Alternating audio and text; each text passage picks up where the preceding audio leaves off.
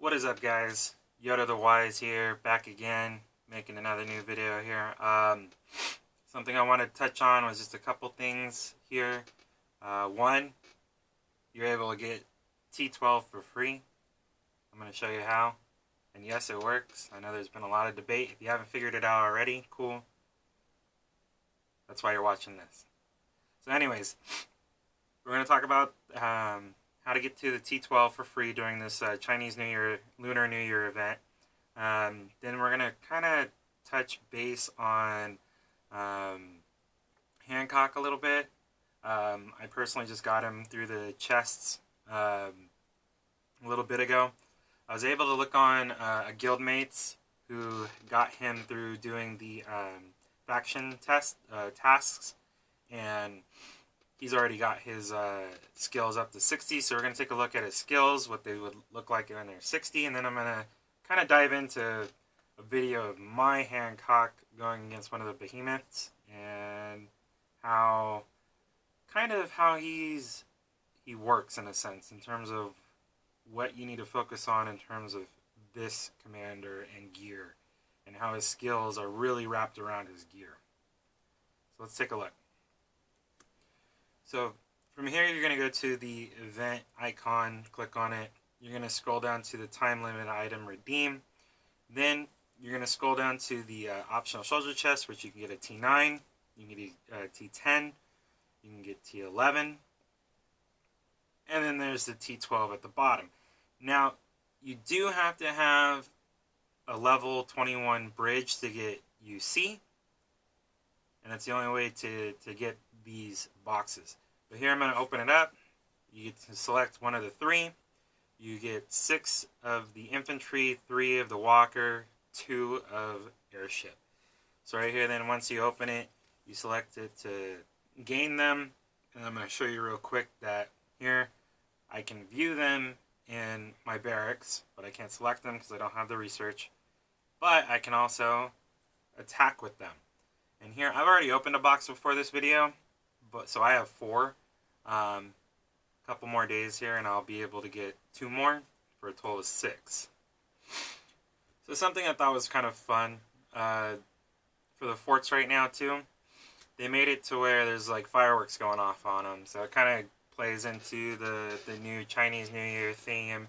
The whole with the firecrackers and the fireworks that you get from farming and all that fun stuff. I thought it was pretty cool. Usually we have a whole bunch of people just wrapped around our fort, so I never really noticed it. So that was pretty cool to find and see. So let's talk about Hancock.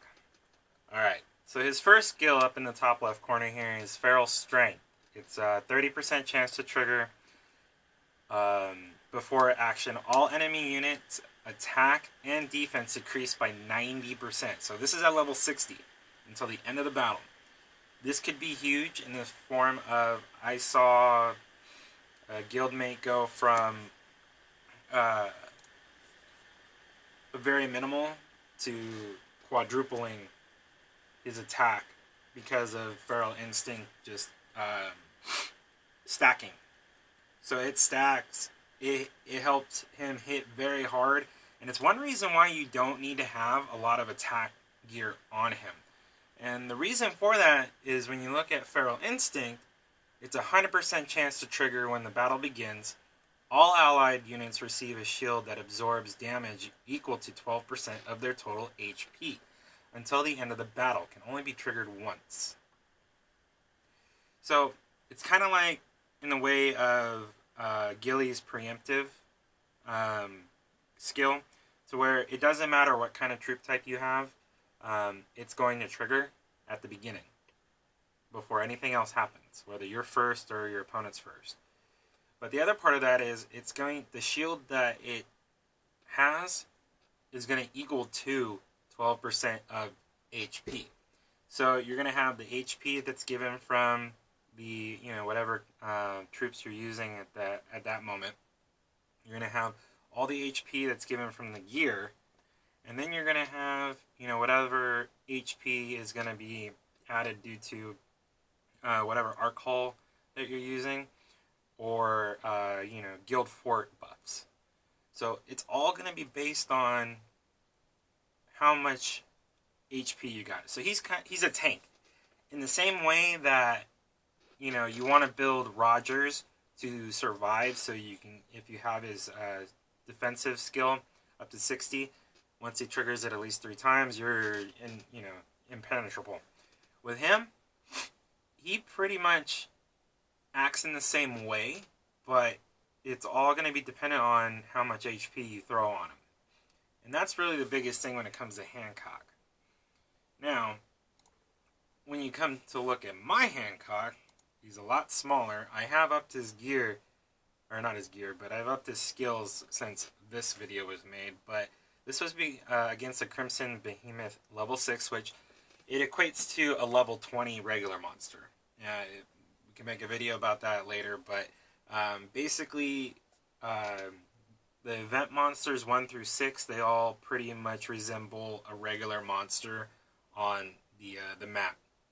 Anything above a 6 is just it's something different because they use tier 9. So let's look at this one. So he does win, but, and as you see, Feral Instinct goes, but the back row disappeared. Why? Because the Behemoth's attack was enough to surpass the HP, so the immunity went away. And right there again, the first whole row, immunity went away.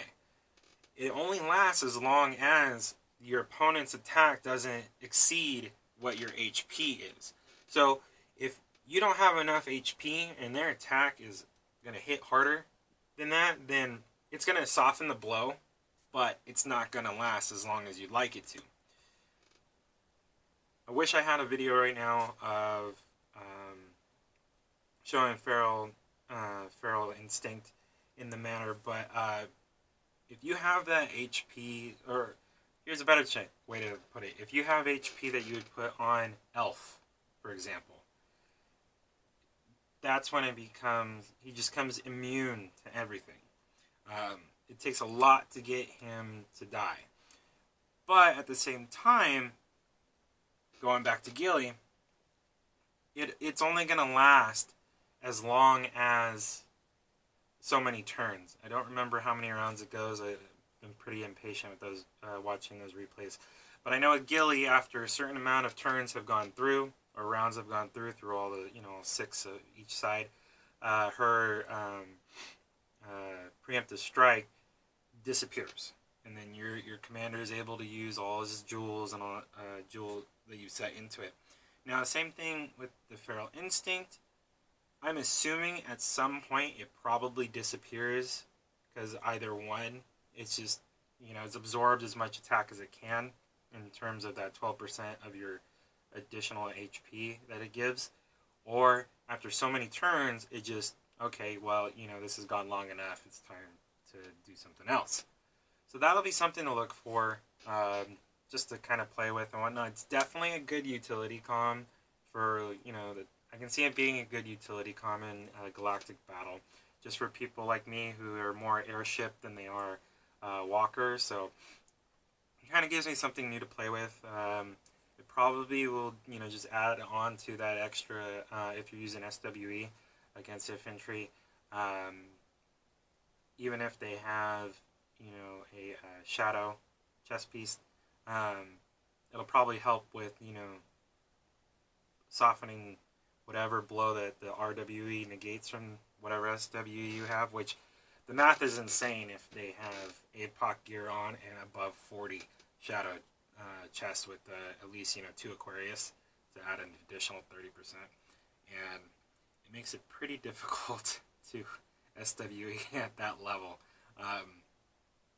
For what was it? We'll do the math in another video, but basically, too, I want to end this off, just kind of showing off, I guess. It was kind of fun. I remember when the level 9 came out, was when they first introduced the Crimson Behemoth about a year ago, I think it was now, for this event, last year, I believe. And I think maybe it was 2 years ago. I don't remember. But I know until the Behemoths came around a second time, I wasn't in a place where I could really attack the level 9. So with this one, I already knew I could win. I've already beaten a 9 before, so with this one I knew. I just kind of wanted to see how it'd go with Dragon Slayer. So that's the gear I have. It was mostly on the attack. I have my other gear that you saw in the other video when I did the breakdown. But this is a good way to set up for level 9, because they're going to get the first strike no matter what. But I thought it was pretty insane on how hard Dragon Slayer hit right there. Look at that. That was crazy. It was pretty exciting too. So, I hope this helps. I hope you're able to, if you're not at Bridge 21, I hope you're saving up the event items so you can, and hopefully your guild mates can help you get to Bridge 21 before, in the next, few days here. It's kind of a rare thing. You don't really see it, this kind of stuff, ever from 7 Pirates, so it was pretty cool. It gives me something to kind of play with, along with other people who will probably never see Tier 12. On the flip side of that too, kind of a mini breakdown of Hancock helped out with understanding there. I hope, something to take from that is that all your gear really needs to be tanky. It needs to be HP based. Your Valkyries, your Eternal Barriers. I have the faction pants on, and Invincible. So also, if you have the Fearless pants will go really well with him as well. But like I said, HP is the focus there. You don't really need to have much attack on him. His feral strength is gonna compensate for not having too much attack gear on him. Please like and subscribe down there. Hit the little like button and subscribe. If you've had any questions, or you want to add to what I put on here, feel free to drop a comment. I respond as soon as I see it. Which I check the stats almost every other day, so I'll respond pretty quick. I'm Yoda the Wise. Aladdin.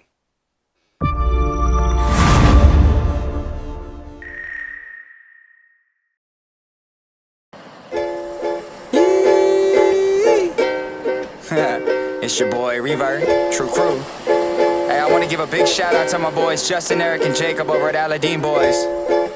They're giving you that exclusive gaming, ghost hunting, and just all around awesome content, man. Them gaming masters. Big shout out, much love. You know what it is, it's your boy Revert, True Crew. Hey, much love, guys, keep doing your thing. Yeah.